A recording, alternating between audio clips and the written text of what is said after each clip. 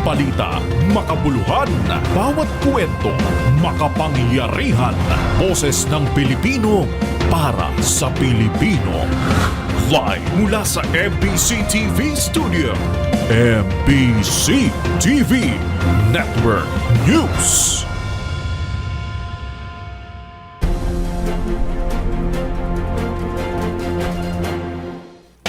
Isasara naman ng 5 araw simula madaling araw ng October 30. Bukas na po yan.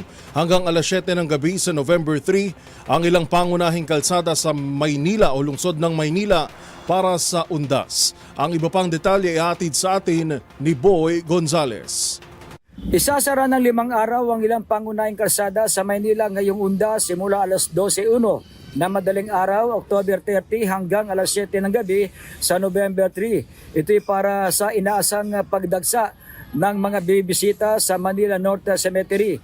Ayon kay Police Major Anthony Olgado, Hepe ng Manila District Traffic Enforcement Unit, kabilang sa isasarang kalsada ay ang bahagi ng Aurora Boulevard, Blooming Street, Retiro, Maceda, Dimasalang at Pedro Guevara. Habang magsisilbi ng mga traffic routing ang Rizal Avenue, Abad Santos, Cavite Street, Leonor Rivera, A.H. Lacson at Yuseco Street.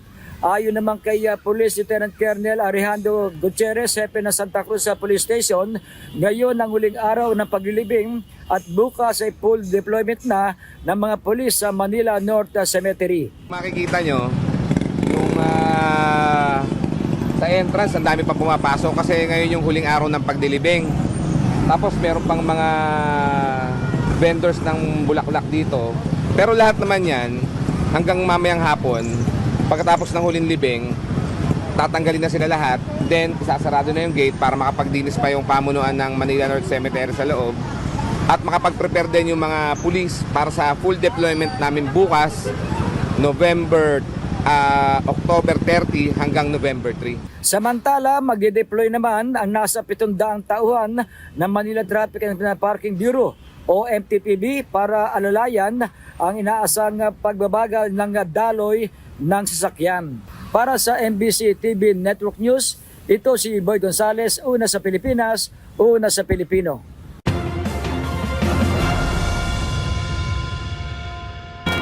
Samantala, naglabas naman ng anunsyo ang Maynila, The Water Services Incorporated sa mga siniserbisyohan nito na magkakaroon ng water interruption sa Southern Metro Manila at Cavite sa darating na undas.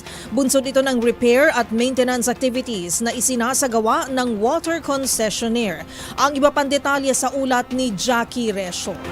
Abiso sa mga sineserbisyohan ng Maynila, magkakaroon ng water interruption sa Southern Metro Manila at Cavite sa darating na undas. Sa anunsyo ng water concessionaire, ito'y dahil sa isasagawa nilang repair at maintenance activities na magdudulot ng temporary shut sa kanilang putatan at poblasyon water treatment plants sa Muntinlupa City simula alas 12 ng hating gabi ng November 1 hanggang alas 12 ng tanghali ng November 2. Ang maintenance ay para matiyak ang patuloy na maayos at maaasahang serbisyo ng kumpanya. Dahil dito, samantalang mawawalan ng supply ng tubig ang ilang bahagi ng Bacoor, Imus, Parañaque, Pasay, Muntinlupa at Las Piñas City sa mga nasabing araw at oras. Kaya naman payo ng Maynilad sa mga apektadong customer na mag-imbak na ng tubig bilang paghahanda sa nakatakdang water interruption. Pero nakahanda rin ng mobile at stationary water tanks ng naturang kumpanya para makapagpadala ng tubig sa mga lugar na mangangailangan.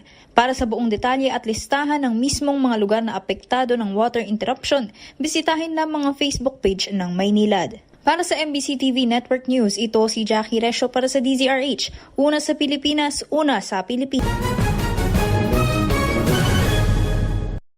Sa gitna ng panahon ng nararanasang shortage sa isang o ilang produkto bunsod ng mga kalamidad, may iilan talagang bodega o pabrika ang nahuhulihan pa ng mga sako-sako o bulto-bultong stock ng mga produktong ito. Ang gawain ito na tinatawag na hoarding, matagal na itong pinupuna at pinagbabawal ng mga otoridad.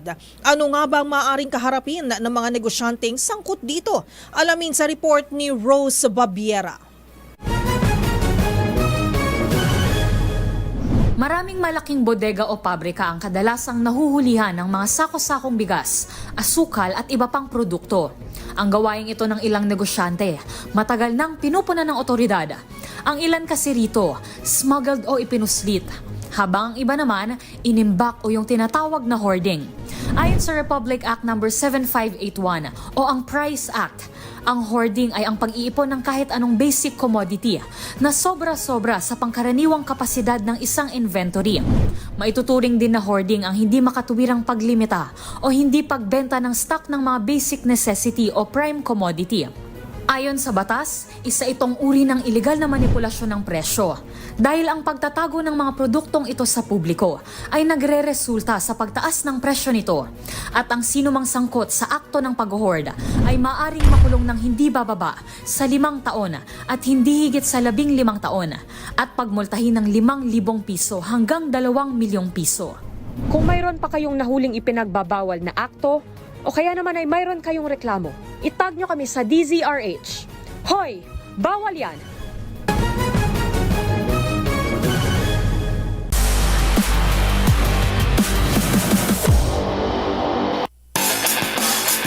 Sa mundo ng basketball, Final Four secured na ang kupunan ng University of the Philippines at De La Salle University sa UAAP Season 87 Men's Basketball. Nasolo ng dalawang team ang first at second spot, dahilan para tuluyan itong umabante sa semifinals. Ang buong detalye sa report ni Matchpoint Mili Borja. Na-secure ng University of the Philippines ang kanilang slot sa Final Four ng UAAP Season 87 Men's Basketball. Yan ay matapos nitong dominahin ng Adamson University noong linggo with a dominating 70-59 final score sa Mall of Asia Arena. Pinangunahan ni JD Kagulangan ng Diliman-based squad with 17 points, 3 rebounds and 2 assists, habang nakapagtala naman ng 10 points si Gani Stevens. Siguro individually, kailangan namin yung composure, and pag sa team naman yung laging slow start, kailangan namin na-improve yun.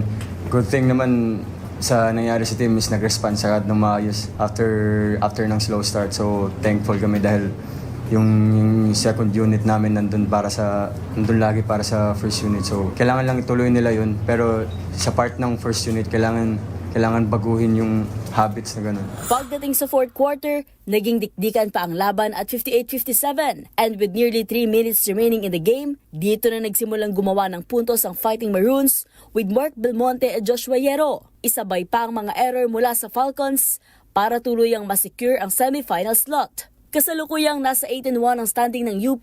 Sinundan nito ang modern-day rival na De La Salle University na nasa top spot at secured na rin sa Final Four slot with 10-1. Nakapagtala si reigning MVP Kevin Kiambao ng bagong career-high 33 points sa naging laban nito kontra Ateneo de Manila University noong Sabado. With a final score of 80-65, halos dinumina ng Green Archers ang buong game, even leading as much as 18 points. Maliban kay Kiambao, kumilos din para sa team sina Josh David at EJ Guliena with 9 points. At matinding depensa mula kay Mike Phillips with 13 rebounds. At yun ang mga latest updates sa mundo ng sports. Para sa MBC TV Network News, ito si Mili Borja, una sa Pilipinas, una sa Pilipino.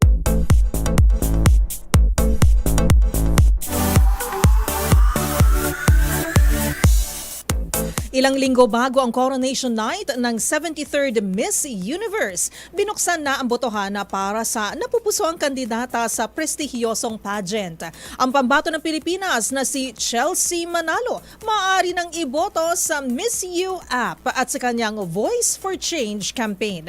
Ang iba pang detalye tutukan sa Showbiz Report na ito. Opisyal nang binuksan ang botohan para sa ika-73 edisyon ng Miss Universe. Ang pambato ng Pilipinas na si Chelsea Manalo maaari nang iboto sa pamamagitan ng Miss U app. Oras na manguna, automatic na itong pasok sa top 30 ng prestihiyosong pageant.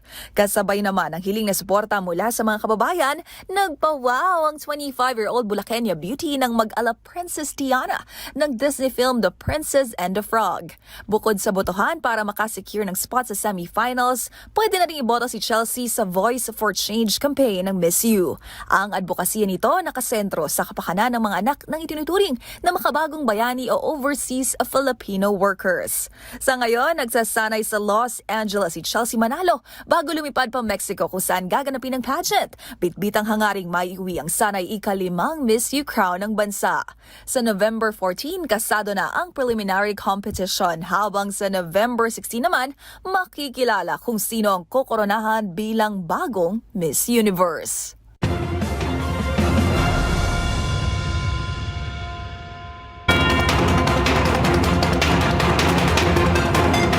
At iyan ng mga nakalap naming balita ngayong araw ng Martes. Pero bago tayo magtapos, partner, paalala lang muli sa ating ding mga kababayan na doble ingat po ha.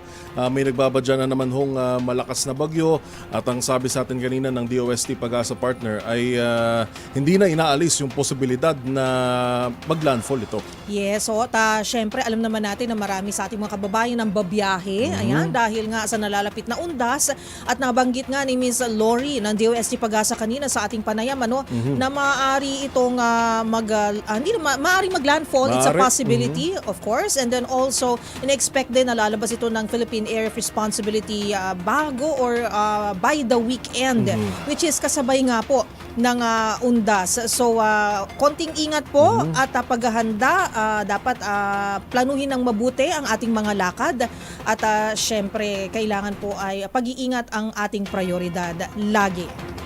Muli po, yan ang ating nakalap na mga balita ngayong araw ng Martes. Meron na lamang po tayong 57 araw bago ang Pasko. Ito po si Yuel Reyes. At ako naman po si Karen Oyong. Magkita-kita tayong muli bukas, araw ng Miyerkules, para sa mga balitang makabuluhan, mga kwentong makapangyarihan. Hatid ang boses ng Pilipino para sa Pilipino. Ito ang MBC TV Network News. Una sa Pilipinas, una sa Pilipino.